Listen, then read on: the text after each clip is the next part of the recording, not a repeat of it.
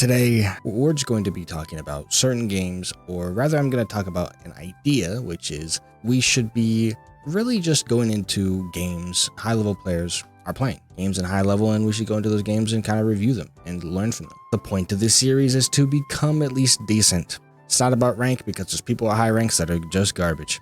Very important thing to look at replays. It's probably one of the most important things to do, other than, of course, playing the game. To start off, we're not going to look at everything. We're actually just going to go, like I said, to the last round. Now, by the way, I will say this. You're not going to know everything about why the person did what they did. You have to come up with a purpose, right? For me, the purpose right now is to learn about what he is doing right and what he is doing wrong and why. It's just simple stuff like that. So we may not know every single reason. Look at it simply and kind of break it down how we see it and from our skill level. That's typical Zafina stuff. Cool. Okay, so that move right there. Can he do anything after, or is it mine? Oh, he's +3, so that should be a frame trap. Now we can notice something, right? If you want to make sure it's a string, because this one's a little weird, right? And we press ourselves. See, we did it. That's 3-3. That's a string. Now, what if you press it once? We do nothing, but it seems like if you press it twice, it's a string.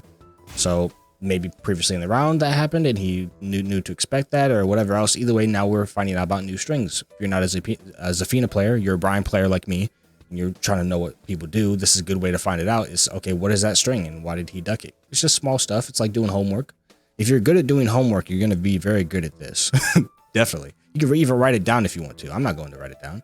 I mean, I could write it down on the screen. I don't know what her stance is, but we're going to say just stance. Stance with leg, right? Leg up. This is literally what you can do. I'm telling you, you can do this. If you don't know the name of the stance off rip, like I don't actually know the name of her stance is. Well, if you don't know her name of her stance, just if you notice when her leg is up like that, that's a stance, right? I think she has like 3 of them or something. 3 stances. I might be wrong. That's simple stuff. You just write stuff like that. And this is only from one round, remember? You're not going to get too much from this. I think it's very smart to look at one round, so you're not just... You want to make it a concerned effort. That's why I love doing one round. And especially last round, like I said, they've learned stuff. You go to the last round and you really just see the small stuff. It's better to learn a couple things, like knowing that stance 3-3 from Zafina can be ducked rather than everything else. You know, like it's good to know just that rather than having to look at every single thing about it. Like just find small things that you can now know. That's a knowledge check now. Now you know that can be ducked. Cool. Okay, this is a common move I see Zafina doing.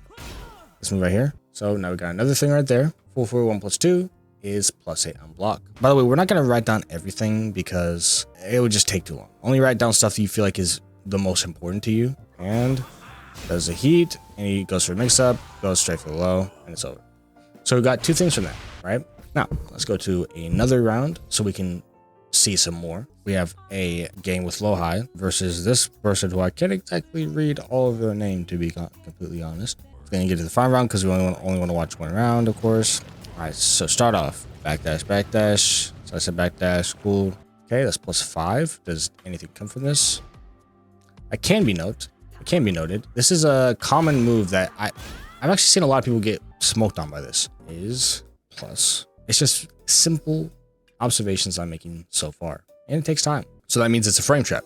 That's an important thing to note, right? But here's the note I want to add for this one. First of all, let's go ahead and test that right now. It should be able to be stepped.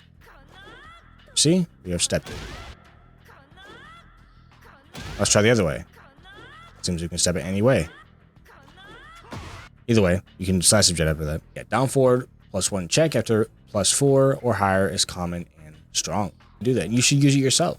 Do that. It's very quick. It's a frame trap in a lot of situations. And then we've hit with a quarter circle back 1. All right, combo. All right, let's go at the wall. If you notice here with this combo, right, because he's close to a wall, right, he's doing something that's good damage against a wall, right? It's just simple stuff. You could do this in a normal combo if you wanted to, I guess. If you felt like doing that, you could, I guess. It's not very easy to do, by the way. If you want an easier version of this, right, I think something like that, or down back 2 is probably very safe too. Yep, down back 2 is actually probably the safest option. Wait, that's crazy. See, look at that. We found it. Down back 2 is very safe. Actually, we could add that to the notes right here. Because it's good damage, right? If you're doing down forward 2-3, it's to push them farther to the wall, right? What I'm saying these for is these are easy mode versions of what he just did. You could try to do the quarter circle 4 or 3-4 if you wanted to.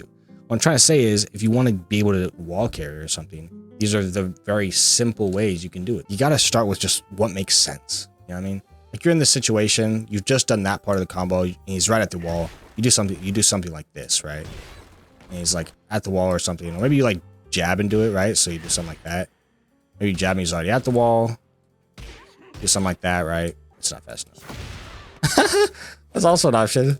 There, we found another option. 4-4-2. That's easy mode. There we go, bro. We're finding more options about wall carries. Look at that. Look at how many options you have to wall carry. A lot of people can't do core circle inputs. Now, I can sometimes do them, right? So usually my actual preferred wall carry option is just core circle forward 2-1. But you can't always do that, right? Not in every situation either, right? In fact, I don't even know if you can do it in this situation in particular. Yeah, I don't think you can. Up forward 3+4 is not great wall carry. It's okay, but it's just not great. You know, if you're in one of those situations, you gotta use it, then maybe. But like honestly, it's not very reliable.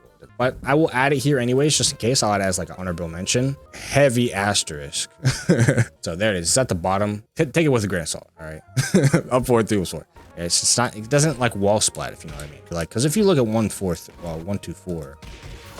Right, look at it up on the wall like that. Look at that. That's like she's up on that wall.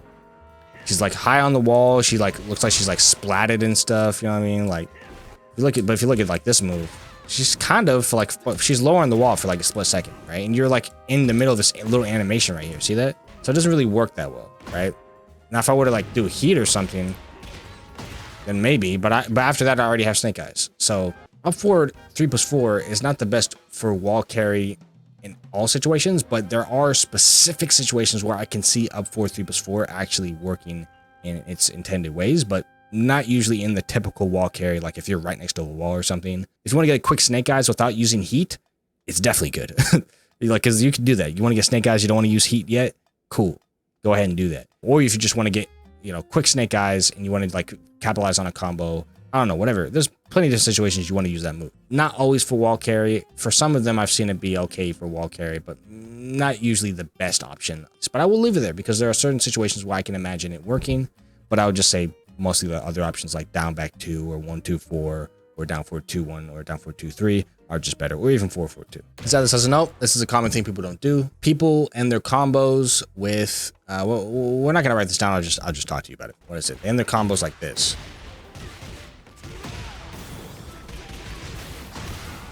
You could do that, or you could do something like typical combo, right? That's just very simple stuff. You just do that. You could do that, right? And if you try to do the taunt thing, it could work, right? Like, let's imagine she gets up and does a tech roll. It might work, right?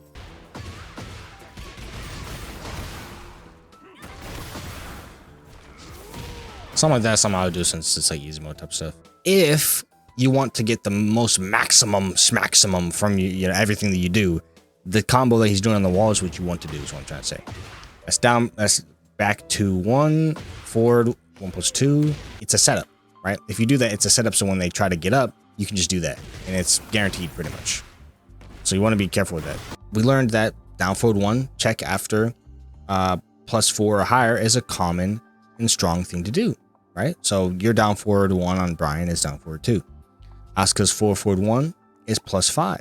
Okay, that's a lot of other moves, and it's similar to what we talked about earlier with Zafina's move being +8. And there is easy wall carry, right? There's easy wall carry options that I think are pretty good to understand. I learned something watching this about my wall carry options, right? I think I learned a decent amount, especially on wall carry. Wall carry is very important, Bryan, because you want to get to the wall. Do this thing. Go look at people, like even just go look at Lohai's games or something, right? He playing Bryan. He plays a lot of Bryan, okay? He's just Bryan. He just Bryan's it out. You know what I mean? Or watch other people play the game, I guess. But go watch people play and see what they do, and then copy that. That's me. I'm showing you on this journey about me discovering and getting better at the game, step by step, and how I go about it. Get to that like button, the subscription button is waiting too. The previous videos I uploaded, they waiting for you as well. Go ahead, check them out. That being said, hope you guys enjoyed. Catch you guys in the next one. Peace.